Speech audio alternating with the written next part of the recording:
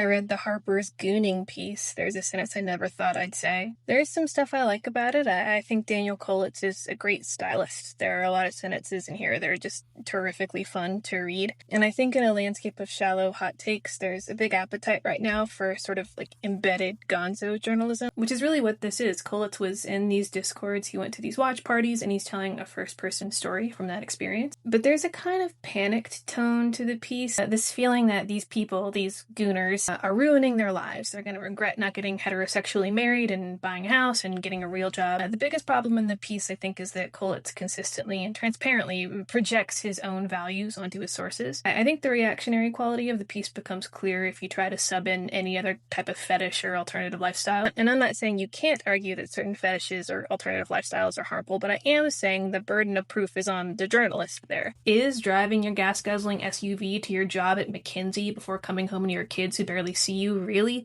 a less harmful lifestyle than gooning all day? I don't know, maybe, but I think you need to actually make that argument instead of vaguely gesturing at it. I really like and recommend this roundtable response by Daniel Lavery on Substack. It points out how Kolitz is credulously reporting on what is at least partly kayfabe. Gooners have a fetish for being porn addicts and for being perceived that way, and so of course that informs their interactions with Kolitz for the piece. So through that lens, Kolitz's scandalized reaction to what they're telling him, his shock that these people spend so much time non-productively, I think it's worth interrogating. Is it better to think about stocks all the time than to text other men about your fantasies of endless masturbation? I'm not at all convinced. Give me the guy who's stoned on a fantasy of endless pleasure over buy low, sell high, thanks.